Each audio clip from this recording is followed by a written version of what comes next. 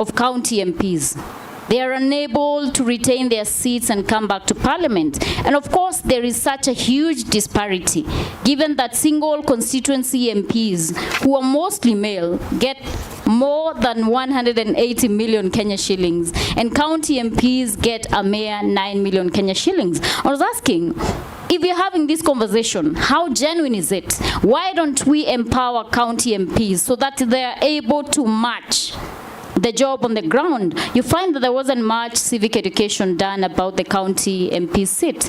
So in a regular sitting huko mashinani, you'll ask them, how much do you think I have for you? They'll tell you 200 million, because the understanding of the voter is like, you cater for the county, so obviously you have more than my member of parliament has.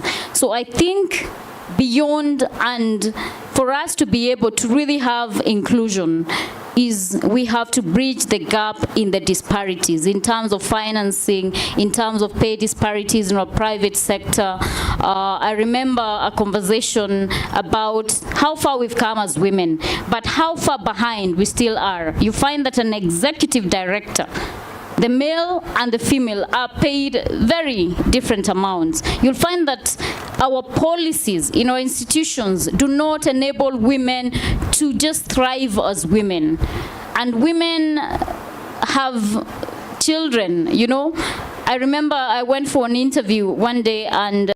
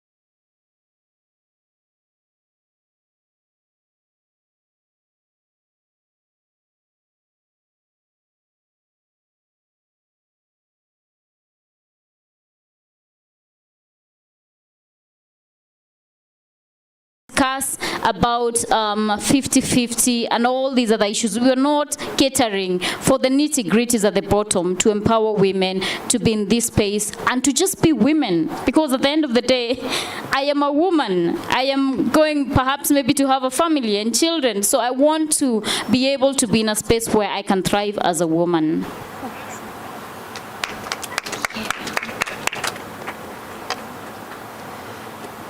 That's an example, by the way, of inspiring inclusion. When Honorable Njeri comes and kindly gives me the microphone so that I'm not left behind and my voice is heard. So that's a practical example. Thanks. How do we inspire inclusion? All right. On a personal level, let me give you a couple of examples.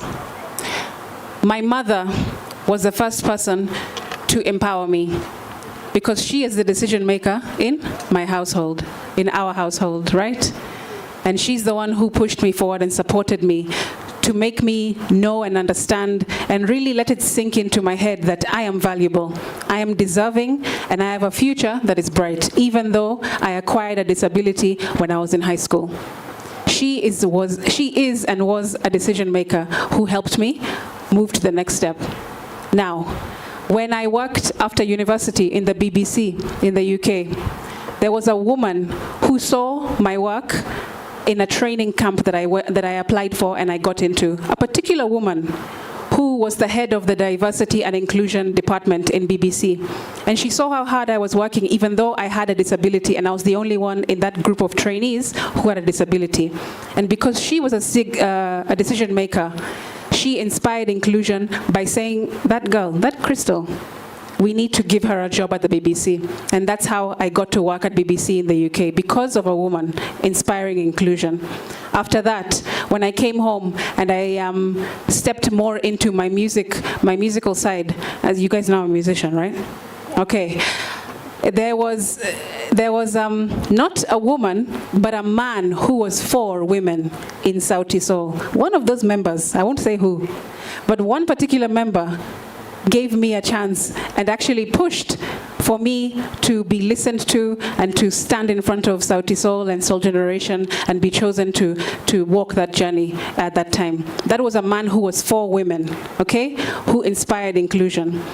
Also in the disability space, I used to work at a particular NGO, very popular one, and it was a man who was the head of that NGO who saw my blog. It was called Blind Girl Manenos, that I started speaking about the issues of disability, how I'm managing with my new disability now that I had acquired a visual disability. And that man brought me onto that NGO and gave me a department to run and manage, and that was called the Ability Program. And it was a man who was for women, and he inspired inclusion. Now, in politics, I didn't grow up dreaming of becoming a politician. I just knew that I'm somebody who is really for the underdog. I have a passion for putting people who are not seen in front so they can be seen and heard. And it was in my political party, in the ODM party, a woman who encouraged me and made me see that there is a possibility for me to actually be on this level. And she is the one who inspired inclusion for me to be able to sit here in front of you today.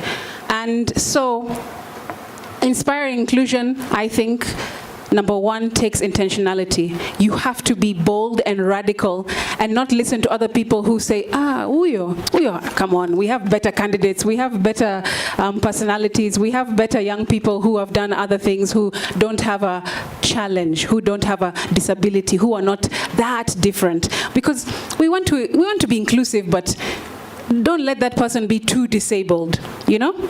Have you ever heard of something like that? Yeah. There are those who are disabled, but then there are others who are just, they're a bit too disabled. How hatuwezi wasaidia, surely.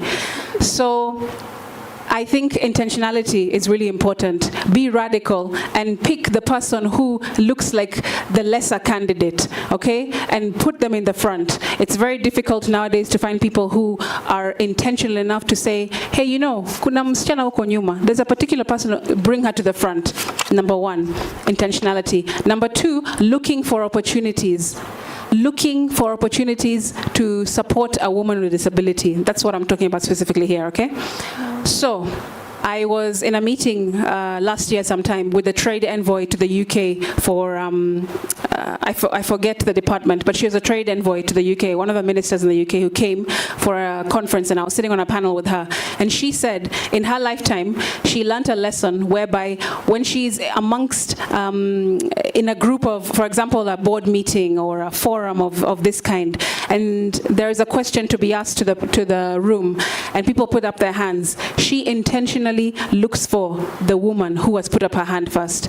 She won't look, if there's 10 hands and only one is a woman, she'll be like, can we have a contribution from that lady in the corner there?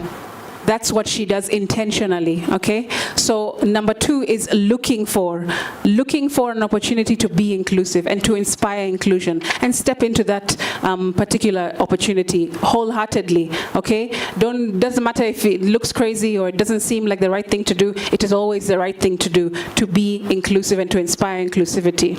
And I would say the last thing I can say for right now, to inspire inclusivity, is to make sure that when that person, let's say a woman with disability in my case, has the opportunity, you've opened up, you've been intentional, you've looked for, you've opened up the door for, and now she's there, she's in the position, she's on the platform, she's speaking. The next thing I would say to do to inspire inclusion is to make sure that she has what she needs. Because it's one thing to get me through the door as a person with disability, but if I'm in there and I'm not being given the tools that I need to progress, then it's just tokenism, isn't it? It's just ticking a box. It's just rubber stamping. Oh, we have somebody, so sis tuko fiti, tuko poa. No, take another step forward and give them the tools they need. Just yesterday, there's an MP, a senator, a male senator, I won't mention his name, who said to me, "You're so needy, Crystal. You're so needy, Asige. Why are you so needy? Can I have to give you a pen as well? I have to show you where to sign. I have to do this because I sometimes, I need something extra. I can't see, bro. What do you expect me to do? I have to ask for help. So when I ask for help, I'm told I'm too needy. But I have needs though, just like you have needs, I have needs as well. Mine are not more special than yours, even though we're called special needs. I just think that I have needs that are different from your needs, but all of us are special, and at the same time, none of us are special, because all of us are special. So this idea of, now I'm here, but I'm too needy, like, unahitaji usaidizi kila saa. You need someone to assist you, you need someone to travel with you, you need someone to open for you the door, you need someone, like, do not bring a person into a space just so you can crush them down when they're there. Don't do that. That is not the right thing to do. So I would say for me, those are the three things for a start that it would inspire inclusivity. Thank you. Thank you so much for the question, inspired inclusion. I will say, me being here right now, I have said, all of my panelists are honorable persons in representing us in Parliament, and I'm the only one. So having the voice and having the courage to say why you're here is inspired inclusion. Why? Because I am talking about the challenges faced by persons with disability, who are the youth, who are the marginalized. From the Article 100 from the Constitution of Kenya, we have the youth, we have women, and we have persons with disabilities. I am all those things. So me being here is inspired inclusion. I don't have anything to add upon it. Since KEWOPA has given me this opportunity, is inspired inclusion for me. Thank you so much. Thank you. I'll be very brief. Do you know that by your coming here, you are inspiring? You are on coming here, walking and coming here to listen. And someone sent me a message. I've never seen so many persons with disability in one panel. You know, those things that we think they're just vitu tu za kawaida, they have meaning. So what we are simply saying, how do we inspire inclusion? This word inclusion, when I started talking, I realized that this word inclusion is not just inclusion, Mercy. Inclusion is that deliberate attempt. You know, you are just deliberately attempting to include somebody, to embrace. Many of you I know who are seated here, either you must be having a relative with disability. I know where you are seated. Everyone is thinking, that cousin of mine. That's... You know, we have tended to think that persons with disabilities are on their own, but we belong to families. We as women, honorable members here, as you can see, by the way, you know, people tend to think that persons with disabilities should be outside there, isn't it? Pale River Road, tukifukuzwa na kanjo. That is a picture that has always been there. But we try to move beyond that because the country also has tried somehow to be inclusive. This country, I have been all over the world. You know, I told you when I was in Bunge, I was the president of the Commonwealth Parliamentarians with Disabilities Network. The Commonwealth. 180 legislatures of the Commonwealth. I was their president. And I could move. There are countries in Africa here. You cannot even compare. We as a country have tried. Our constitution itself has really tried to be inclusive. It has tried. I've seen constitutions of countries. Go to Sudan, South Sudan, go to Mali. Those are not countries. Let me not use that bad word. But I can tell you, it is the intention of the country or our own intentions. In our homes, and intentionality begins also from our very homes, where we come from. In your own homes, when we have a chance to take a child with disability to school and a child without disability to school, who do we take first? That one without, sindio? Because we think this one will run and come back. Now this disabled child has to wait. When we have no school fees, it is the disabled child who will have to wait.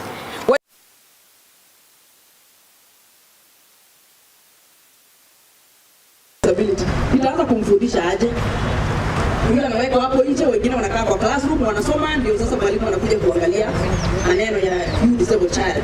So there are things that consistently keep children or persons with disabilities away, and those are structural barriers that we need to break. Sisi tukikuwa wengi hivi mnavyotuona, when you see many of us, is because we make noise. Even in parliament, we have been making noise. Crystal, unfortunately, she's a lone voice now on disability. The last parliament where I was sitting, we were 4. And we were making noise. Tulikuwa mimi na Sankok kwa National Assembly, then Gertrude Musuruve na Mwaura kwa Senate. Now, when my sister Crystal makes noise there alone, that's why unasikia other members of parliament can even say unasumbua. Because people without disability tend to think that disabled people have constant needs. These needs that never end. They just don't seem to end. But we know, at the end of the day, we have to be shown that we are included. You know, when we get into a forum like this PDF by CMD, by the way, they thought by CMD to come here. For us, the disability community is a big plus for us. Because initially, they have been going to places where unapita na wheelchair, unainuliwa, unapindushwa hivi, unaanguka, unarudi kwa wheelchair, unasonga. Are you seeing what I'm trying to bring across? Those intentional small acts that you think are not, those for us mean a lot. Because you move, you come back hapa, you come and sit here and you talk. Now, I go to Kenya Airways when I want to go to Mombasa. Accessibility. At Kenya Airways, they will tell you, atuna elevator. We don't have that thing that lifts you to the plane. Lazima wanaume wawili hapa, wengine wawili, mwingine nyuma, mwingine huku, mwingine anashika huku. Then you get into your seat.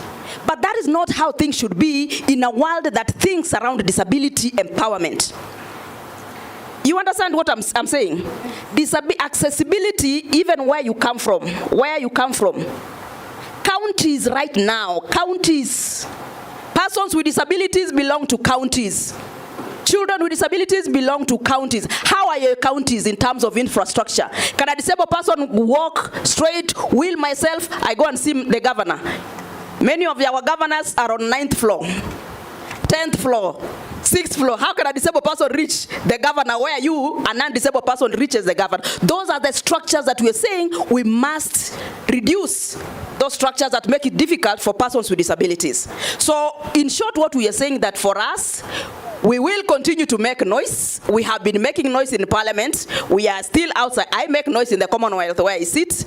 We have continued to make sure that every person born, whether disabled or non-disabled, is included. When I come to a forum that I am seeing there is no disability, I will walk there and you know the good thing with the wheelchairs, you just walk and sit there.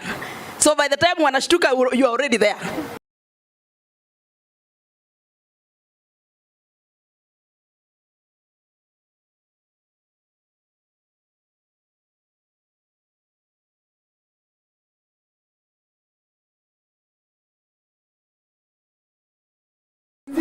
This inclusion, if is not looking at it, we will term parliament unconstitutional. You all know that parliament, as we speak now, is unconstitutional because it has not met the 2/3 gender requirement. That is why we see the president is in panic mode. Anasema kwamba, oh, now we must look at the 2/3.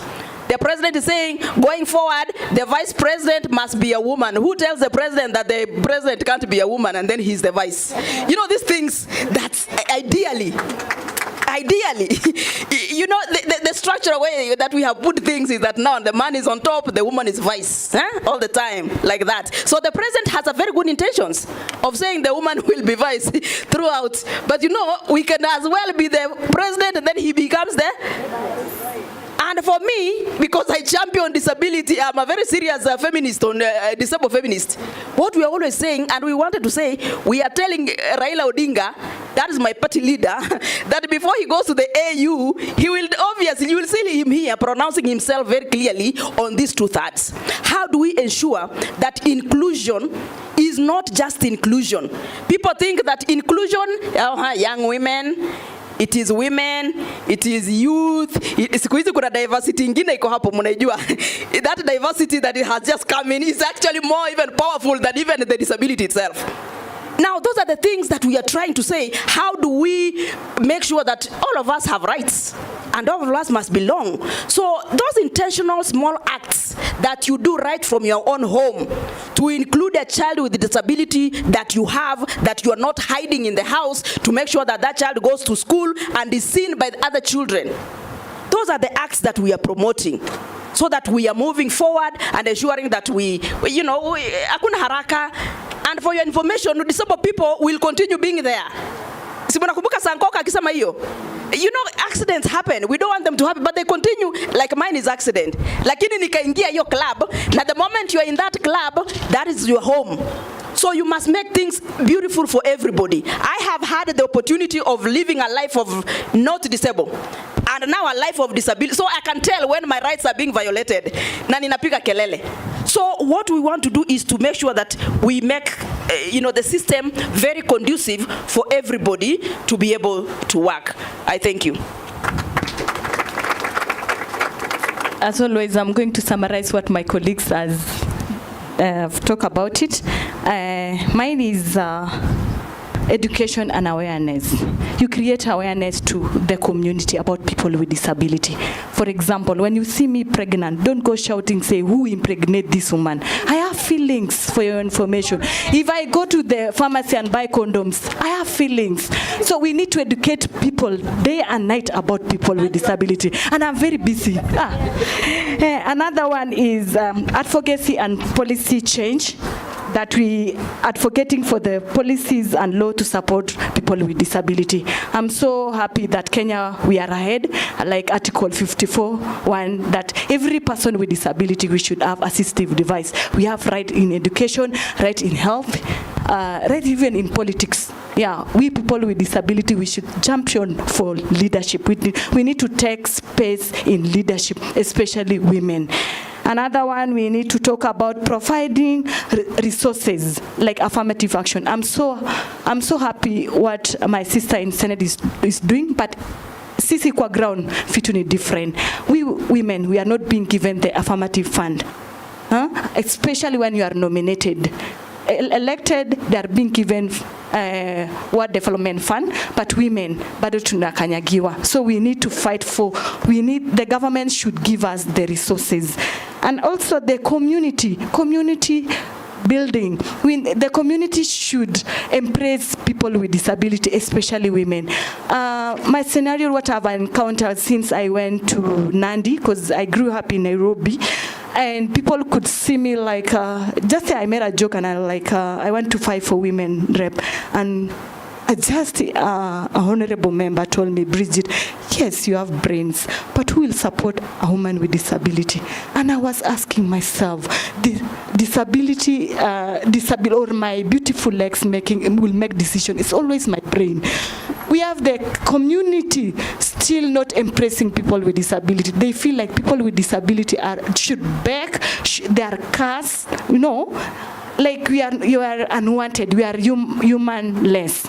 So if you are here and you have a child or you have a neighbor who has disability, show love to them. We are human beings. So thank you so much to our panelists. So to the audience, I'll be taking questions now, and then our beautiful panelists will be answering. So the first one.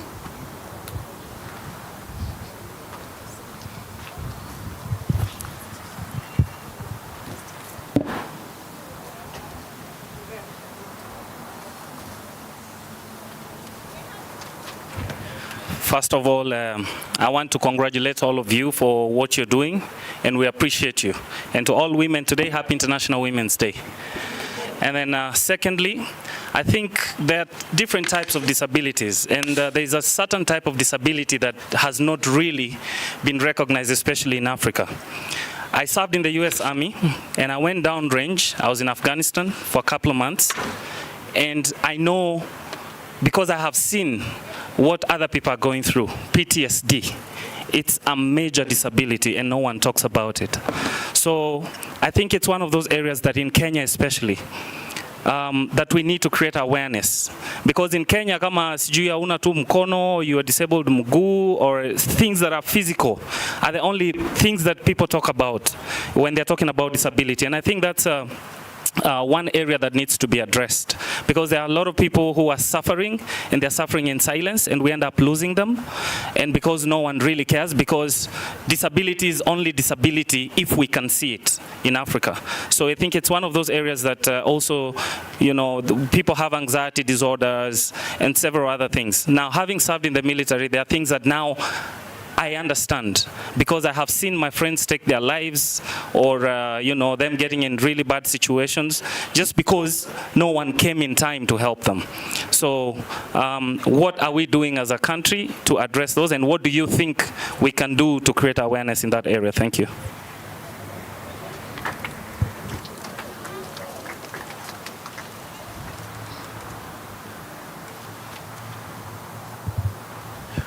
Thank you for the opportunity. First things first, I think we see inspiration in front of us here today, and happy International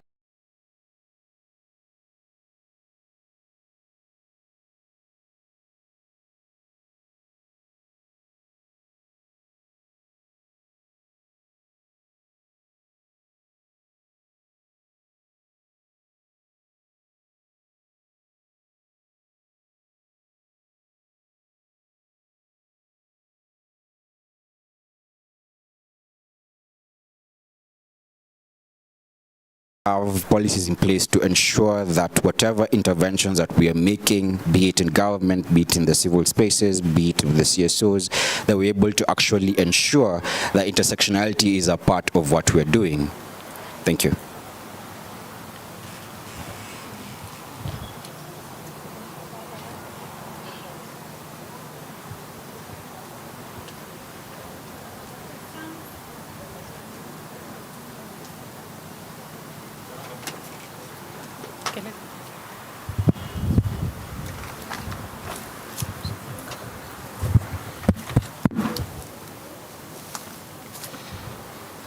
Thank you for the opportunity. First, I'd like to be proud and appreciate the persons with disabilities panel that is represented here.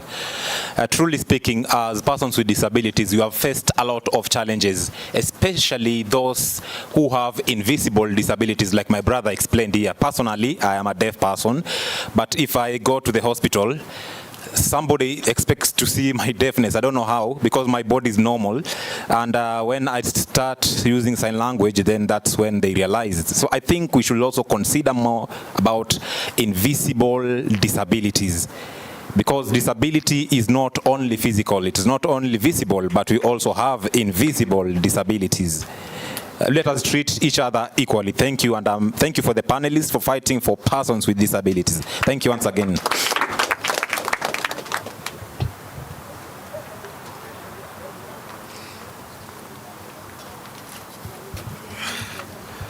Hello, forgive my sound, please listen to my voice. These questions were drafted before anything, so they've not been changed because of the panelists. I stumbled, Halima was here, she gave me the pen and the paper, so I'm just asking questions from my heart, okay? And so I'd ask the panelists, please have the freedom to answer from your heart. No political consequences, no social consequences, no economic consequences. I'm just asking for the truth, and if the truth is incriminating in any way, please use the Fifth Amendment. I give you the freedom, okay? So my question is structured into three ways. There's an introduction, a mid-course, and then there's the final questions, okay? Please follow the trail from introduction to understand the full question, okay? So why am I asking this question? Because somehow women from the motherland are first women, then they are black, then they are mothers. they take care of their children after dealing with the charades, the pain, and the trauma of being a woman in an unequal society, of being black in a global architecture that's structured not for the advancement of the black nation. And then they suffer from not suffer, but before they become mothers, they have to first supersede the limitations of being black and then the limitations of being a woman. And then that's when you can find motherhood as a son. And so maybe just so that we have inclusive feedback in the question, if you are a woman in the audience here today and you feel like at one point in your career you've been asked to compromise between career and family such that having one compromised the other one, please say a loud yes so that Honorable VIP Crystal Asige can hear you. So we have 2 yeses that are true, so it matters. We have 10 yeses. Yeah, 10 yeses, okay. So as we continue, now that's the introduction to my question. The mid part to my question is this. Women have suffered a lot in the globe. Being an African woman has been made to look like double tragedy, yet it's a double blessing. How, you ask? African homes constantly need a credible mediator, and moms are usually that. Ask anyone who grew up with a tough father. Moms are also an avenue of provision in families which have no other options. Having your own child is the greatest gift God gives to any he or she. How does this become a problem for a career woman whose progression up the chain may be compromised by pre-existing attitudes towards women, especially African women, that have not been subject to review, reform, or storytelling, despite advances in technology? Narratives frame discussions which changes minds. In the past, children from African women were exported as cargo. African women were left behind as factories for more cargo. Education initiatives were designed to produce a child who could service any colonial administration that uses force or illness to acquire space on the motherland, rather than develop them into their best that life can offer them, whether or not the political climate changed. I'm not blaming anyone. I'm only pointing out gaps in the development of the African child, and so in extension, in the development of happiness of the African woman, and so the motherland. All these things you can Google. It's true, trust me. Now, that's the mid part. Here are the questions for each of the panelists, drafted beforehand. All I had were names, so I drafted it beforehand. In fact, the only person I knew beforehand, not in terms of personally, but whose story I've come across is her. And she'll be the first one I start with. Honorable Njeri, how can violence meted against women to silence them for any reason be avenged? Not revenged by pain, but avenged by law and justice, even if they're not MPs like you. My second question is to Honorable VIP, but first of all, asante sana for the political extravaganza that's going on in Parliament. If 10 bills is all we get from you, thank you. That's enough. So, Honorable Crystal, I call you VIP, but I'll call you a very important person. Being gifted differently is God's plan. How do we as Gen Zs ensure that our songbirds are paid in full, equally, irrespective of sex, gender, sexual orientation, or ability? The third one is to the Honorable MCA from Nandi. Nandi is the home of sports champions or something like that. We just buried the late Kiptum and the late Henry Rono. Which legislations can be passed to ensure that athletes never die poor because they did not understand the global financial architecture in sports? And last question is for, no, that's the last question. The second last question is for the former MP from Migori, Honorable Gati, who is now representing Kenya at the Commonwealth, by the way. How can one help a sitting MP or politician or even MCA realize that they don't need to be elected for more than 2 terms to have lasting impact? And the last question is for the law student. Let me just get her name right. Maria Siombua Muneni, a young woman and a law student. assume today God gave you the power and he enthroned you as Commander-in-Chief of Kenya. How would all be one?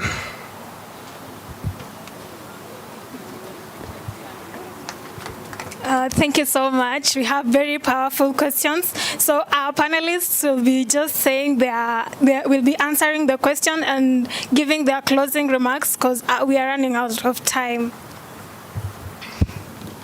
Thank you so much. I want to answer the question whereby about disability, because someone say we have invisible disability. When you define disability, it is invisible and visible disability. I remember yesterday someone asking me where I was going to sleep, and he told me, Bridget, I'm sorry to say this, someone has a disorder of erection. Is it disability? And I was like, I guess it is, because it is not allowing to perform something for you. I guess disability can be invisible, but first of all, amplify your voice. Talk about it. If you have invisible disability, talk about it. Come out. Some of us, we came out because of our physical. Yes, I know physical, but you know, if I work the way I'm working like Kabata, no one can know my working style. But I came out that we have a disability called club feet, although it can be corrected at an early age. So disability, if you have invisible disability, come out. Depression is a disability. It hinders you not to do something. Come out, talk about it. My brother asked a question about Kiptum and athletics. I'm working on something. Thank you for touching me, because I'm working on something like we have people with disability who have won gold in Nandi County. We have athletics, we call Paralympic sports. I was among them. And we have a issue. I can't pretend. We have a issue. Mostly athletics, they are not educated. And here you have run and pop, you unapata millions, you become confused. And I've come with something in a county that we need to have a financial structure. We need to educate our athletics. We need to educate about how you monitor your finance. I always say that even in MCAs, some have gone when they are broke, but you yourself, what do you want? You know, you need assistance. Like, I know most of MCAs, they're out there and lavishing in poverty. You need to manage your finance. And I think that is the last thing I can say. My closing remarks is that we people with disability, especially women, tujitume. What I mean? Send yourselves. Sacrifice yourself. Don't sit down there and wait for people to give you pity, oye, oye. No. Be a strong woman. Love yourself. Huh? Well, like uchipende mtu wangu. Kama wewe ni mlemavu, ringa mtu wangu. That thing cannot hinder you in education, in job, in political arena. Put your head high. And the only thing you can do, worship God. Thanks. Thank you. I'll be very brief again. And I want to just say that, you know, I am a woman first before I'm disabled. Sindio? I'm disabled first before I'm a woman. Yeah, woman. Which one comes first? I am a woman first before I'm a woman with disability. I think that is what is there. And what puts us together, whether you are a woman with disability, whether you are a woman without disability, is the fact that we are women and we champion the same agenda. He was asking whether if you are in, you should serve 2 terms for you to be able to realize, you know, something. You know, it depends. You know, everybody, no one wants to be out. That is why your MCAs want elections every time, and people who even serve 2 terms want the 3rd term, the 4th, the 5th, like that. Hata katiba ya Kenya ingekuwa haina hiyo ya 2 terms limit. Hata president angetafuta 3, 4, 5 terms. That is how it is. But you know, it is again the responsibility of the voters, you people, to know. You know, you can tell a leader. Have you ever had sometimes you elect people, then after 1 year you are regretting why you elected somebody? Because now probably you have not received enough education, civic education. You know, during campaigns everyone is I think, like, you might think kila mtu amelewa. Because that is why after electing an MP, after 1 year, everyone is crying, this is not my MP. This is not the person we elected, because you didn't take time to listen to their manifesto. We as women legislators, that's why I started by saying, we have consistently guarded the gains that women have in the Constitution.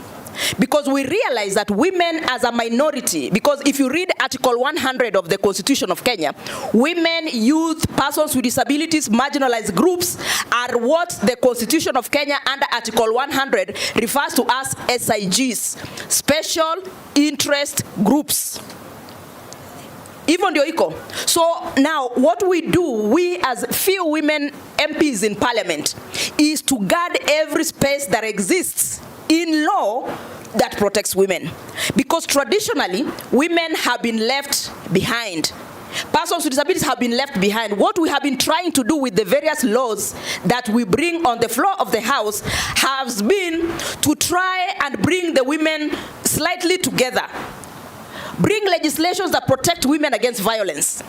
Try to see how do we, for example, bring legislation that protect children with disabilities to be able to access what we are calling inclusive education. That is what we are talking about. So that katika shule za mashinani, for example, you go to Ushago pale, you realize that even when we are talking about inclusive education, watoto eti wasome pamoja, walimu wasome pamoja, you realize that the teachers that already exist do not even have any training on how to handle a disabled child.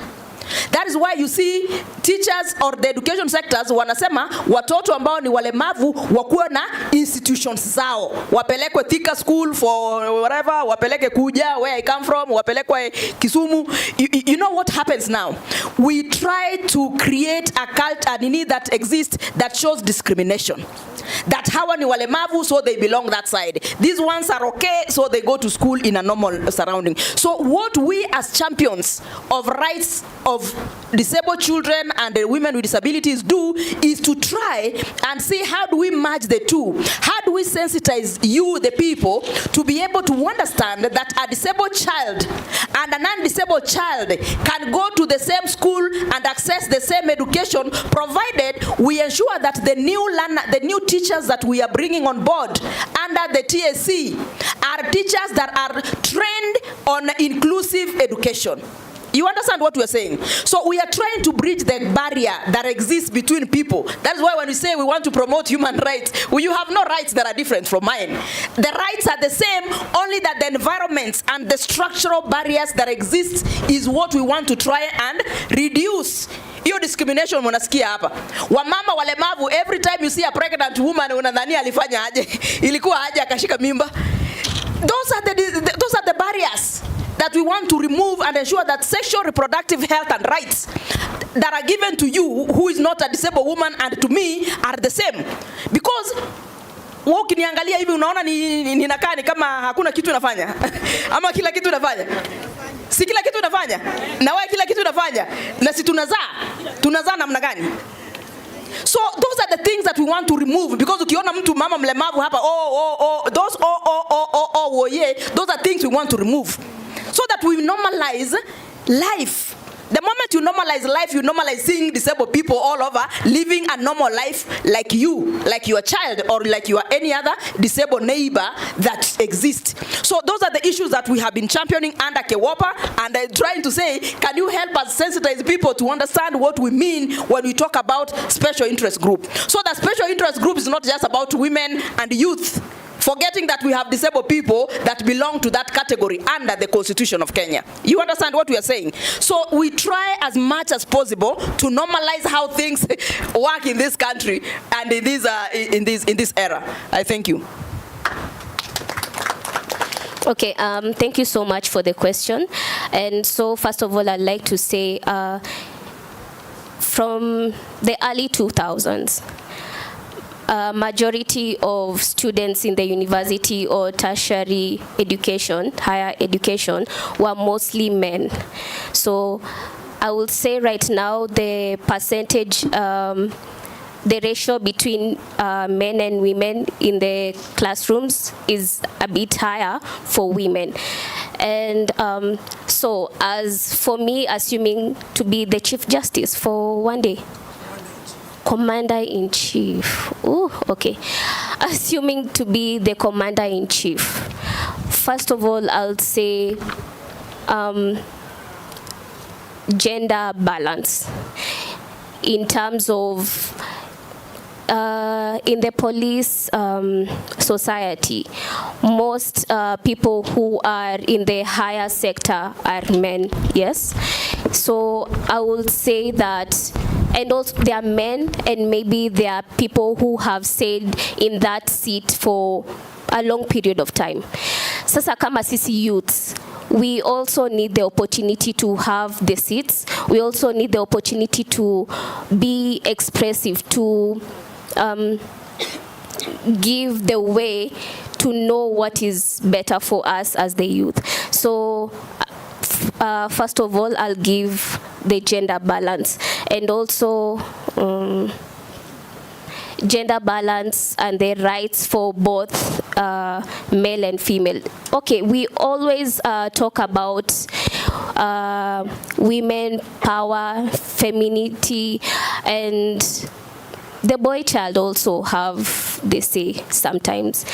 And we also need to hear their cry, because most of the time unaambia mwanaume unalia nini, you're in the you're the money of the family, why are you crying, and so on. So I will say men have rights to express feelings. They also have rights to say what they want to say in a good way. Yes, so gender balance and the right for women, men and women to express themselves, yes.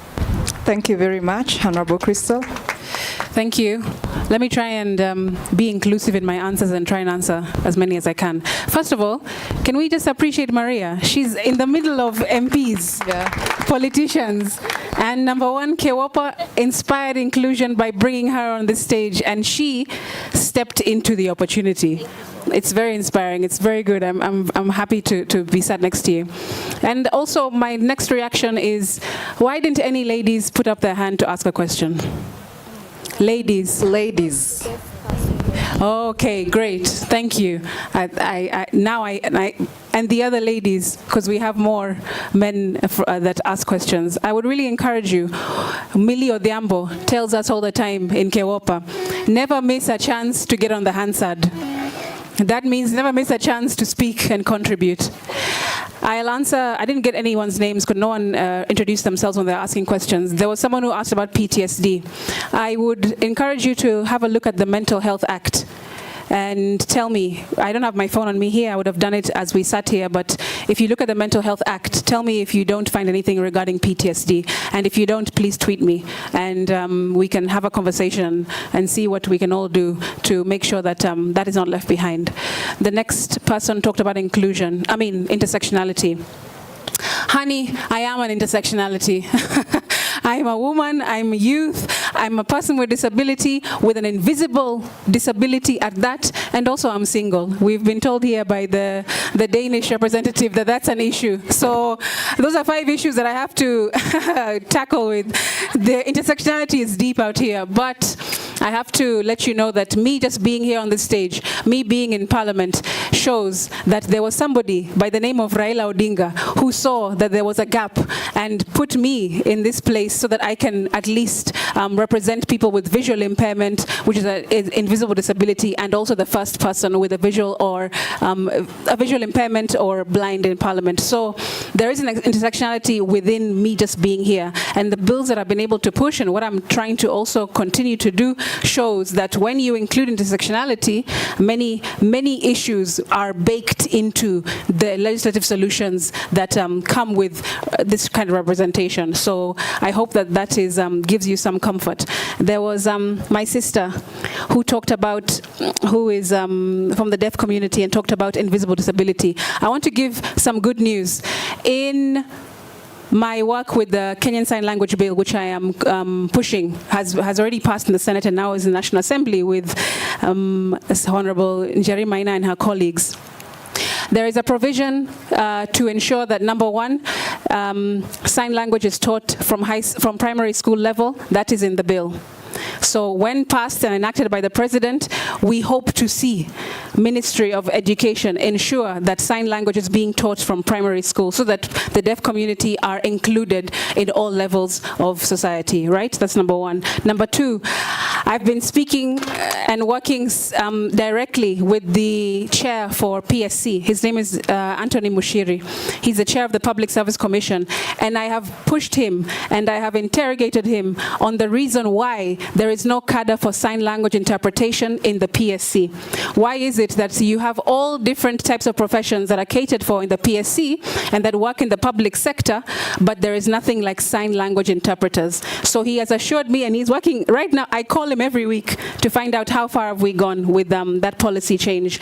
And we are working together to ensure that we have sign language interpreters in the PSC as a cadre, so that number one, we have more sign language SLIs getting employment, and number two, we have public sector institutions with sign language interpreters right there. For example, education. Any public school should have sign language interpreters if this goes through and the policy change happens. In hospitals, that's a real issue. When a deaf person goes to hospital seeking services, they have nobody who is able to sign for them.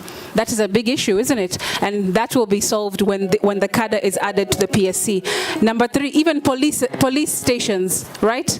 We need police stations with SLIs in it so that the deaf community can also feel like they can approach and feel safe and seek for those kinds of services as well. So that is something that we're working on right now, and I hope that that also gives some sort of a solution for you. And last but not least, the question about bringing all your gifts to the table. I feel like it's really important to bring everything that you are and all of who you are to the table. Don't leave any parts of you behind. You know, we talk about SDGs, leave no one behind. I say, leave none of yourself behind as well. I am not just a politician today, but I'm also a musician, and I'm also a disability rights advocate, and I'm also a woman, and I'm also a youth, and I bring all of that to the table. I leave none of it behind. You know how an example of that, a couple of weeks ago, I just released a new song called Tattoo. It's online, and it's got a music video. That means that just because Niko Bunge doesn't mean that I've left behind my creative side. And Madame here on my right is also a musician who's also going to give you some of her talent one day soon. We're encouraging each other to not leave any parts of ourselves behind. Don't think because you're a politician you can't do the other, you can't pursue the other talents that you have. You can. You just have to bake all of it in. Songa yo ugali, yote. Don't leave any of the unga without water. Mix all of it in, because that's how you're going to be unique, and that's how you're going to be unforgettable, and that's how you're going to be a change, a real change, and a real representation of all that you can be in the world. I thank you. Thank you very much. Honorable Njeri, I'll give you 1 minute because I'm being kicked out. Mercy. I see you with the microphone, I see the piano guy, and I do not work well under pressure, but I am going to respond quickly to the questions. Yes, the Mental Health Act 2022, which was assented to by the former president, does include and recognize PTSD, anxiety, and other disorders. What it does not do, it does not recognize it as a disability, because we still do not have the criteria for standardization of how severe the issue is. So Parliament is welcome to receive your petition in regard to that, and I can assure you that I will handle it on the floor. In regard to sign language, I'm happy that my sister has a bill coming to the floor of Parliament. I also have a motion on sign language being taught in schools, so I am certain once we discuss it, it's going to complement and set the pace for Crystal's bill. I've seen challenges in various schools in terms of infrastructure, and most of the times you find that people, or rather politicians, invest in terms of votes. So you find schools that are for special persons do not have the right infrastructure to support them, and that is something I am working in Kirinyaga County. My sister Danita said about integrated schools, which is very important because our kids need to know and learn that these are people who are part of our community and society. And like she said, accidents can happen to anyone. So we have an integrated school in Kirinyaga County that I have funded for a dormitory that will be built and fully equipped for those kids. Violence against women. You know, it's quite unfortunate that I suffered a very infamous incident last year, and a female top politician was involved, and I had to shout at the rooftop of the president's car to have those people who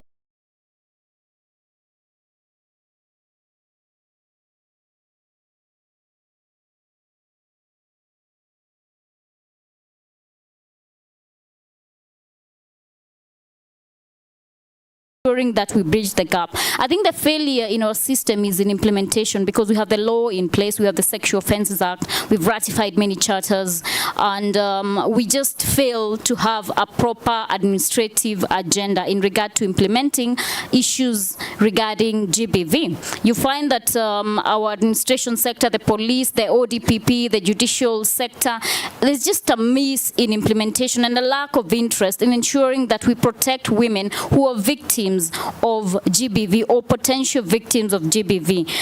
Recently, I had to march and storm a police station in Kirinyaga County after a minor was defiled by an administration officer who is a chief in Kirinyaga County. So you can imagine just how bad it gets.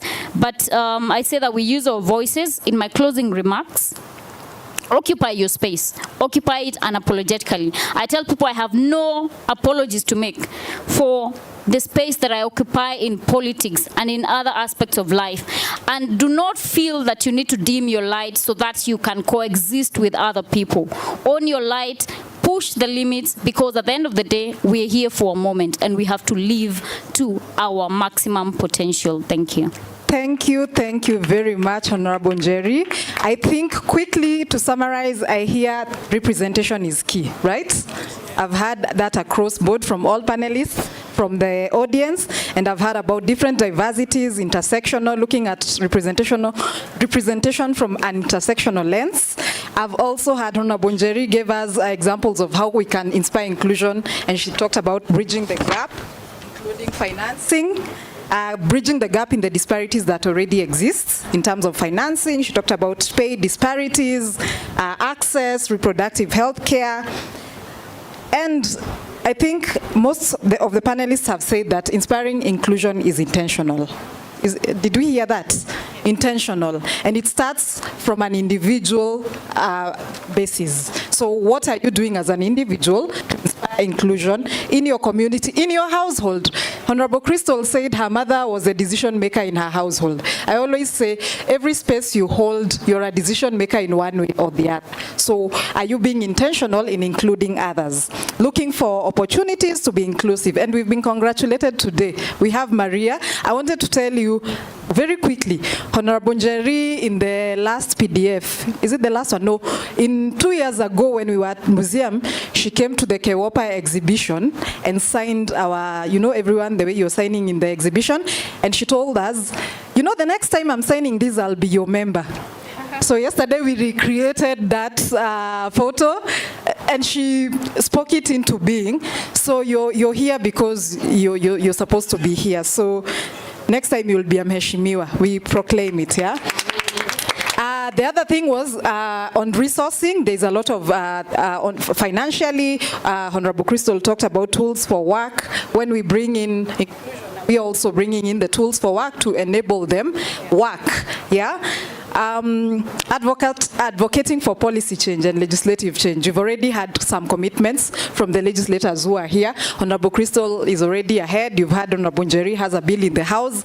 What are we doing to advocate for key policy changes? Because sometimes some of these structural barriers are being barriers because there's no policy to effect some of these changes. And I think the final one is awareness. Awareness. Even some of us have learned a few things today, right? On inclusion. Sometimes it's so normal we don't think about it, but it's important to create awareness. And I like what the legislators are proposing about creating awareness from the not the tertiary, but from the grassroots, but also at our educational level. So thank you very much. Give a round of applause to our brilliant panel. Please give a round of applause to my co-moderator, Dorcas. It's part of inspiring inclusion, and I think she did well. It's her So thank you very much. As we close, I'd like to recognize Joytown students who, yes.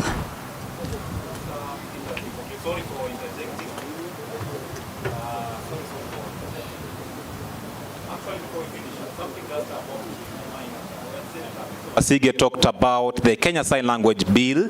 It posed some confusion because the Kenyan Sign Language Bill that is at the Senate is different from the one that is at the National Assembly.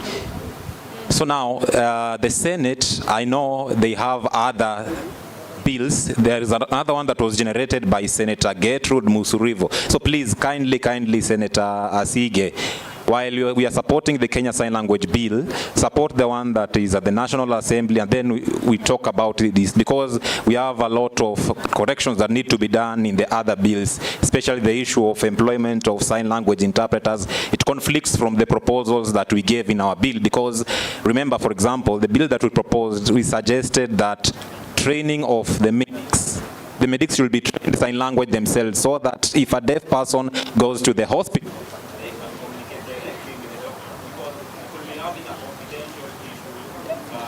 if you bring an interpreter there, I'll not be able to relay my message in confidentiality. So we are insisting of training parents of the children who are deaf sign language, and also training the medics sign language. So maybe when a child knows how to speak their mother tongue, it becomes very important, so that when they go to school, it is easy for them to learn any language. So we are stressing on teaching sign language. Now, when the deaf people get surprised that when you go to school, the deaf child goes to school at the age of 10 years without foundation of language, so they lag behind. So there are several issues that we have pointed out in that bills, because when the children go to school, they face a lot of challenges because they have not learned the sign language at an early stage. So there is a lot of deprivation as a result of delayed teaching, and also the teachers who are teaching the deaf students. Whenever they have been trained, they have graduated, you realize that they have learned special needs education, but their signing proficiency is very low, because they'll go to maybe Kenya Institute of Special Education, they take the language course, the sign language course for 3 months. So those are the things we are addressing in the new bill that is at the National Assembly. So I'd like to invite the Honorable Senator to actually join us, because I know we have the things that were brought by the other Senator Gertrude that we had omitted in the current bill. Thank you very much. Thank you very much for your comments, because that's something that has actually come up in the KEWOPA group as well, because both bills are being fronted by women members of parliament. And when you look at the parliament procedures, there are things like mediation between the houses. So I think we can also engage because our members are part of the ones who fronted the bills. So I invite you to engage KEWOPA. We are open. We have an open door policy. Please engage us, and we can see how to mediate the two bills. So I was acknowledging Joytown students, and also Hummingbird Grassroots, who also helped us really in mobilizing some of the panelists. So thank you very much, and thank you very much, participants. Thank you, Danish Embassy, as well, for hosting this with us. And asanteni sana, happy International Women's Day. I'd like, as we finish, to call an spoken word artist, Palma, as we exit. Thank you very much. Na munipigie makofi pia. Habari zenyu, mko fiti kabisa. Mimi naitwa Palma, mimi ni spoken word artist, natoka Dandora. So nataka kufanya piece ya informal settlement na unemployment. Karibu ghetto, ile place hakuna food, huku life ni mseto. Ile place ukikataa kuchoma na kuambia unaona moto. Karibu ghetto place, maboy kwa mabank hawana hata chwani, but wako na dreams za kudate mabombe. Ile place watu wa mapank wakienda kupati, sisi tunakula msoto. Huku life ni hard, hatuna hata hosi, na MCA still bado anadai ongezewe wodi. Karibu ghetto, ile place vijana wanaamkia mizinga, unaweza sema wanaishi ndani ya beehive. Huku ni place yenye mtoi wa ghetto first time akiona moto ya shule anasema amejichomea maisha. Na mademu hupenda kuvaa mini, not because wanapenda kucheza tennis, but juu vile wao hupenda kuchezewa chini. Wacha nivae black juu life imeniacha kwa blackout, na juu nimeshindwa kufitini wacha nivae sandals juu of late niko na issue hata Twitter haiwezi kuhandle. Degree yangu inaomba kazi, chini ya kitanda kwa pilo iko karibu kumea mizizi. Hiyo pesa nimetumia kusoma, heri ningejenga zizi ni wafuge mbuzi. Though nina matumaini sitakuja kuwavua mikizi kwenye bahari, kwa sababu matumaini yangu school inatuma tumbo. Maybe mchuzi, nina ndoto refu kushinda Uzi. Si unajua story ya Lil Uzi, maybe angekuwa mchuuzi kama sio talanta aliyoanzia juzi. Najua kianzeli ka upuzi ndo akapiga mistari kadhaa kajua na ujuzi. Palma the poet. Check, check, 1, 2. Thank you so much, Pak. Asante sana, appreciate that. Thank you. That was a conversation on inspiring inclusion. All right. Thank you so much, ladies and gentlemen. As I said, ladies and gentlemen, we have some entertainment for you lined up this evening. My name is MC Amoke, and right now I want to entertain you a little bit with DJ Carl 254. I have Jerai, I have DJ Dab on the decks right now. I have Jerai who's coming up on stage in a few. I also have Phenomenal Woman Fena Gitu coming up on stage in a few. Ladies and gentlemen, we're about to have some good time. It's called the PDF People's Dialogue Festival and hashtag Niform Nidalo. One time, my DJ, once you're ready, take me away.